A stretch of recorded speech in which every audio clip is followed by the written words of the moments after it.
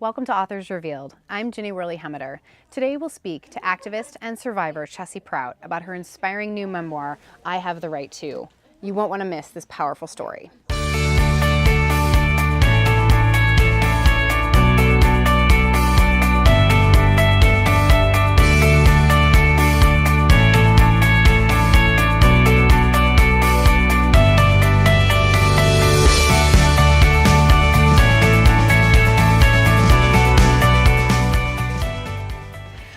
Chessy, welcome to Anderson's Bookshop. We're so glad to have you with us today. Thank you for having me here. Absolutely.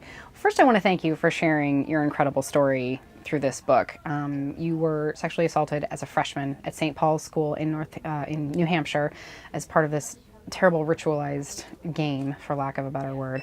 It takes an incredible amount of courage to face that experience. Can you tell us about your decision to report it? Well, definitely. Reporting a sexual assault is not the path that all survivors take or should take or what's best for them. Sexual assault is a crime of power and control, and so it's really important to put the power and control back in the survivor's hands. I decided to call my mom after a teacher suggested that I do so, and then my mom told my counselor, who then was mandated to report it to the police. And after I went through the interviewing process with the detective, the case was the state of New Hampshire versus Owen Labrie. So it was kind of out of my hands, but I just did what I thought was right for me and for the process. Okay. What about the decision to come forward publicly during the whole process? Because that was a decision that was more actively made on your part, correct? Yes, and it definitely is not for everybody. But I felt as though I had the complete support of my family, my immediate family and my extended family. And also I was able to leave the community that turned its back on me. So I was able to return home to Naples, Florida, to an extremely supportive community. And so I felt as though I had the responsibility to use my voice to say, hey, we're way more than just victims or survivors even.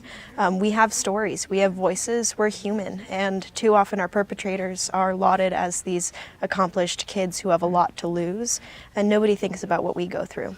Right, right. At the beginning of your first year at St. Paul's, before the attack, you detail in the book several experiences with new friends who turned out to maybe not be, and they weren't exactly kind to you, for lack of a better word. Do you feel like in hindsight that you didn't actually ever feel fully comfortable on that campus to begin with before any of the rest of this? I think I was certainly put into a certain box the second I stepped on foot on that campus. I look a certain way, I get along with a lot of different types of people. But again, I grew up in Tokyo, Japan. I had never lived in the U.S. Since I was 6 months old, or 3 years old, only for a period of 3 months.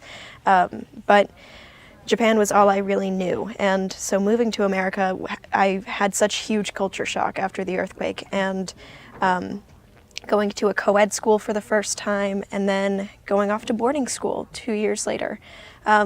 And the culture at St. Paul's was really vicious. A lot of power was put in the boys' hands. Our whole student council for my freshman year was all male. And it really showed that they had the power on campus, and they used it to try to make us feel uncomfortable. At every turn, it was parts of the book just I had to put down. Obviously, that's my ability to be able to do that, reading it, not experiencing it. But you do a great job of making that clear, of all the little ways in which it is a bigger issue than one thing. Talking back about the friendship, do you think this experience has changed your definition of what real friends really mean? Absolutely. I felt it was really important to outline in the book that not all of these friendships and relationships started as negative. Sure, a lot of them might have been a way to socially hang on to people and to survive at that school, but I had great times with some of my friends there. I had fun. I confided in them. I trusted them to some extent, and they turned their back on me when I returned back to school. And so it's really this process has shown me who my true friends are. And a lot of those friends were the same ones that had supported me when my family and I moved from Japan after the earthquake in Naples. And Also, many friends from my old school in Japan were extremely supportive, and they even sent me a big box once from Japan of these beautiful paper cranes. Cranes. I love that moment in the book. And it came at a time when I really, really needed it. And seeing the notes from old friends, kindergarten classmates, friends from 6th grade, teachers, people from my church in Japan, and how they had come together to support me in an issue that's considered taboo in most of those areas as well, really spoke volumes to me. Yeah, and talking about your experience in living in Japan, which is just so interesting in itself, do you think, looking back, that any of the pieces of rape culture that are so prominent here exist at all in Japan? Did you see any of that there? Well, when I was growing up there, I didn't look like everybody. I stood out. So it was, I never felt extremely uncomfortable, but people would ask for pictures of me when I was a child on the streets. They would always want to touch my hair or something. But I mean, there's such a deep culture of respect in Japan, of respecting elders, respecting their honored traditions, and respecting their culture that was kind of instilled in me. So I kind of learned to respect other people. But then again, I was only there until I was 12 years old. And looking back now as a 19-year-old, now adult, I see and have read more about the inherent sexism that exists there, and how hard it is for women to succeed, especially if they want to have families and work at the same time. That respect, though, that you talk about learning must have made it even harder to a culture shock, as you say, when you come to the U.S., because that's a very different part of our society than it would be in, I would imagine, in Japan. Yeah, but I gained a different type of sense of humor when I moved to the U.S. I got taught by a lot of my friends, my guy friends that I made at my new school, how to laugh uncontrollably. That was a really fun thing to do in the classroom. Oh, interesting. Yeah, okay. What have you discovered about yourself during all of this? What are some of the biggest lessons you think you've learned about yourself?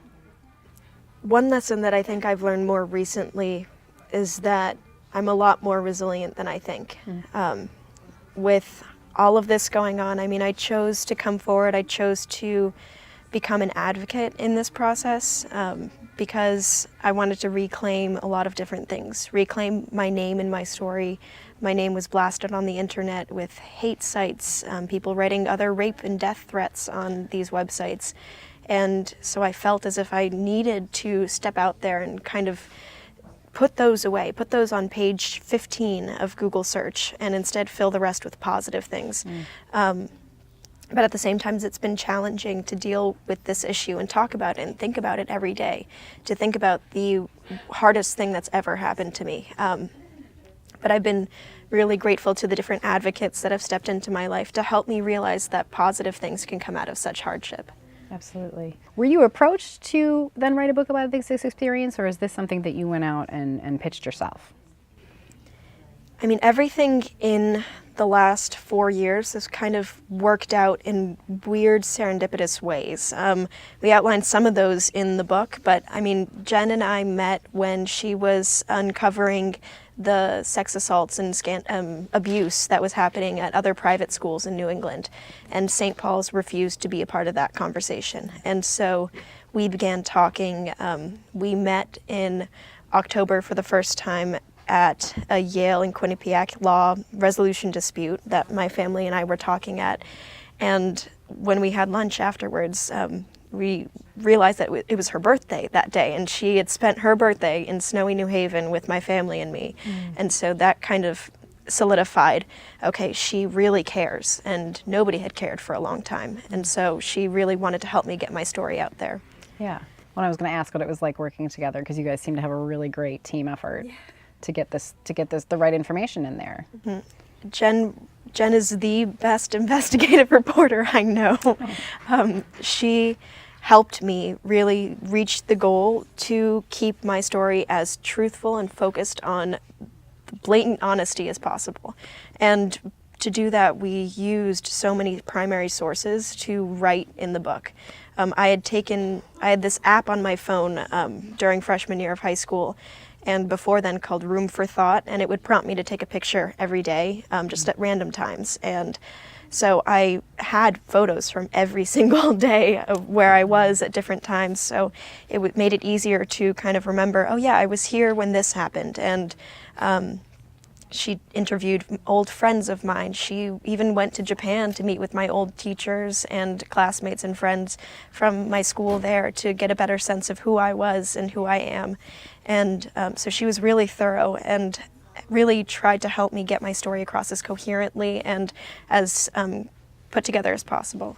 I was going to ask too about your process of collecting all those notes and texts and messages. It's really an amazing part of the book to get to see that firsthand. Were you collecting those as you went, or how did that process work?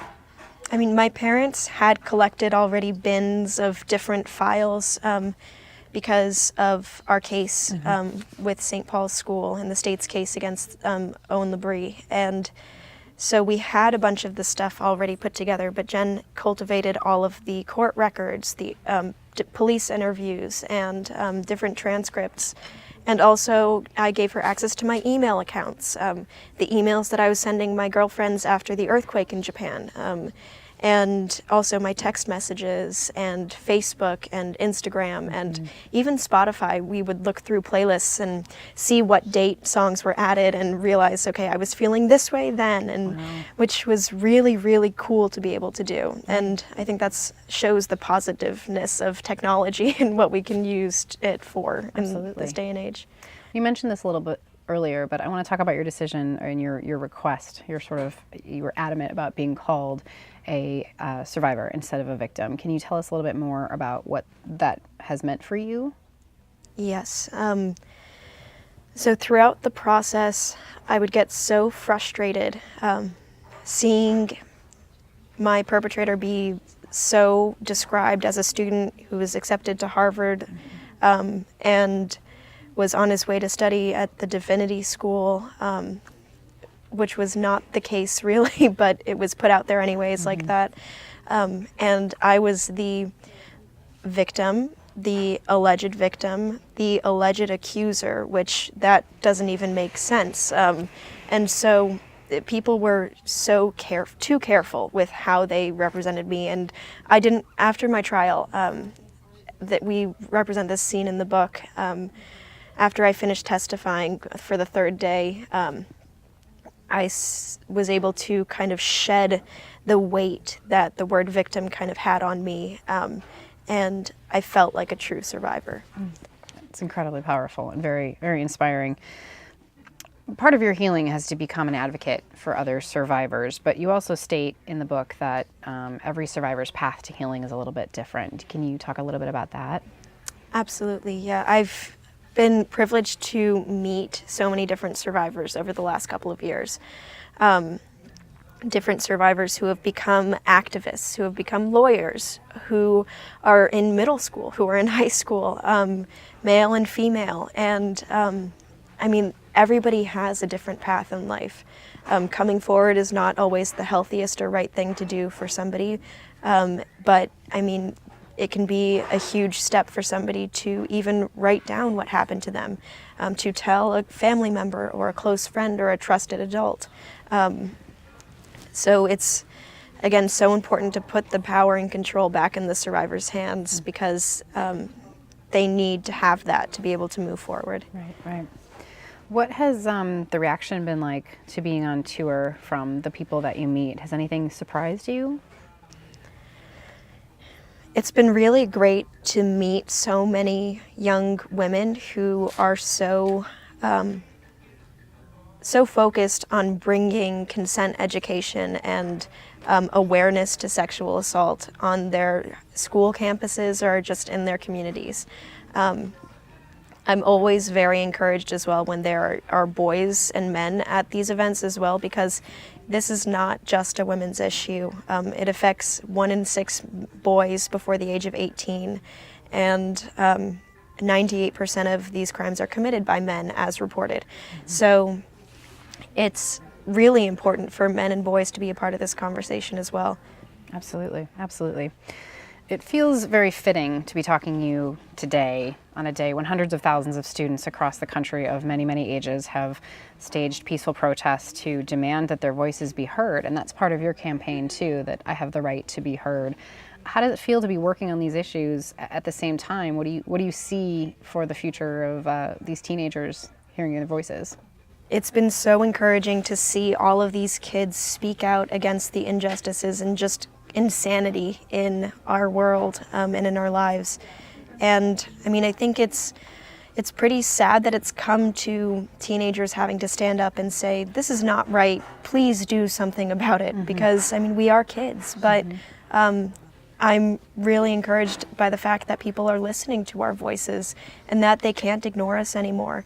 And I truly believe that the I Have the Right To movement can really relate to anything, not just sexual assault and consent or healthy relationships. I mean, there are some basic rights that we have as human beings, and a lot of those get disrespected in the classroom, at school, in our homes, or anywhere. And it's important that kids feel that they can stand up for themselves. Absolutely. Absolutely. It's well said. What does life look like for you now outside of your advocacy? So I took a gap year this year between high school and college, and my family and I moved to Washington, D.C. to focus on a little bit of advocacy work as well. But I live with my younger sister and my mom because my dad works overseas again now, and we have an 8-month-old puppy at home who I talk about 24/7 and have millions of pictures of. Yes. But he is the joy and pain of my life. But it's been great to be able to take care of somebody else, or an animal, because I mean, for a while I felt like I couldn't even take care of myself. I felt so helpless. But to be able to take care of someone else, like, has been a really redeeming thing for me. Right. What are your other future plans? You're going to start now. Where will you start in the fall? At Barnard College in New York City. Congratulations. Yeah, You must be very thank you. excited about that. I am very, very excited. Yes, Yeah. yes. What other future plans do you have for your organization? I mean, my mom and I this year launched the I Have the Right To organization, nonprofit, and our focus is to help families navigate the criminal justice system and their reporting systems.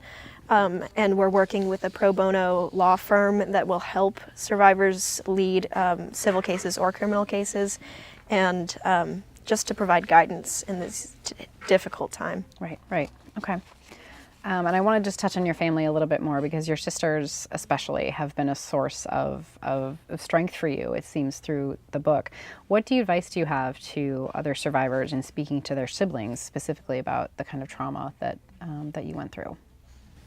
I think my advice would be more for the siblings who are there to listen. It would be to meet whoever's confiding to you with love and understanding and sympathy and belief, because the neuro reaction to a trauma like this is really complicated, and it's something that all people in at least the police departments should be educated on. I mean, that they change their interviewing techniques to help survivors realize the things that they might be suppressing.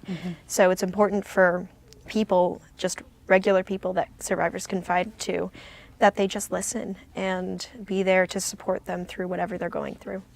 That's great advice. Okay, so I think we can move now into our lightning round, which is our rapid fire Q&A session. So just, quick answers on fun things book related. It's the first thing that comes to your mind. What were your favorite books as a child? I loved the Rainbow Fairies series when I was younger. I called them realistic fiction, which my mom always gives me a hard time about. Right. Well, imagination is important when you're a young child, right? So is there a book that has stayed with you and influenced you in your life, but also now as a writer? I mean, I've read so many books over the years that I just love so much, and little things stick with me all the time. But one book that I've read recently has really stuck with me the most is the book On Slut by Emily Linden. It's basically her 6th through 8th grade diaries, just transcribed as they were with names changed. And it really, I read that or in the middle of the writing process, and it really helped me. It's helping me communicate with my younger sister who's in 6th grade now. So I think it's important for parents to read too. Absolutely. What is a book that you've read that you wish that you had written? Oh my gosh, that is a hard question. Well, now that you can call yourself a writer, you have to think like a writer. This is the hardest question ever. It's good when there are too many choices as well. Yes. Okay. Yes. I like the surprise. I like to learn things when I'm writing. I don't like to belabor over different things. So I think the books that I've enjoyed, I would never have wanted to write them because I couldn't have done as well as that. Okay, the all right. authors. That is a fitting answer. Yeah. If you could have dinner with 3 other authors, alive or dead, who would it be? It's your perfect author dinner party. I would definitely love to have dinner with Sue Monk Kidd, the author of The Invention of Wings and Secret Life of Bees. See, I told you I'm very, very bad at answering these questions. I can barely take quizzes, like multiple choice Well, quizzes. it can be you and Sue Monk Kidd. We can Yeah. go with a smaller group of really one-on-one. And also Amy Reed, the Okay. author of The Nowhere Girls that recently came out, and Maybe the Rainbow Fairies. We can go with sure. Sue. Yeah. That's all right. Yeah. That's okay. I'm really bad at things. No, it's okay. It's okay. What fictional world of a book would you like to live in, at least for a little while? I would really be interested to live in the world of The Giver, the book The Giver. Yeah. I feel like that would be a really interesting world to experience. Okay. What is the last book that made you laugh? Or cry? You can answer that way too. Nowhere Girls definitely made me cry last very hard on a car ride. But I'm also in the middle of reading Wild by Cheryl Strayed, and she's another author that I'd love to talk to, especially about the ideas of writing memoirs and talking about your own experiences. But her book has been extremely helpful to me as well, and just the ideas of navigating different things, and really makes me want to go live alone on an island for a while too. Yeah. What would you call your guilty pleasure read? Ooh. If I told you there was a new Rainbow Fairies book, would you snag that one right up? I've moved on to the Sisterhood of the Traveling Pants series. Excellent choice, yes. And I remember when I was in middle school, I loved the Click books and fantasy novels as well. I sometimes pick up nowadays too. Yeah. Awesome. What book have you faked reading? Definitely one of my school books. Yes. A school assigned book. We won't tell. It's okay. I don't even remember the title. That's Okay. it. In freshman year of high school. Okay. All right. I think everybody's got one, so it's okay. How many pages do you give a book before you just put it down and not finish it if it's not up your alley? At least 20 or 30. Okay. Yeah. All right. Do you have a favorite book to screen adaptation? Ooh. A lot of times I feel like the books and the movies are never given justice through movies. But yeah, so I really value both as separate entities. Okay. Yeah. That's good. That's good. What are you reading right now that you'd like to share with us? Right now I'm reading Wild by Cheryl Strayed, and I'm about to begin Sing Unburied Sing, which is a new book that just came out as well. One word, yep. And I also have Trevor Noah's memoir on my bedside table ready to pick up as well. Crime, yes. Yeah. That one's been on my list for a Yeah. while too. Well, Chessy, thank you for sharing your time and your story with us. I know it's difficult to relive those things, but your bravery is just really remarkable, and we appreciate your turning all of that into advocacy to help other people. So thank you for Thank your you time. so much. Thank you for having me. Some stories are meant to be shared, to open our eyes to other experiences and help us understand one another. Chessy Prout's memoir, I Have the Right To, will inspire you to help make the world a better, more compassionate place. Thanks for joining us on Authors Revealed.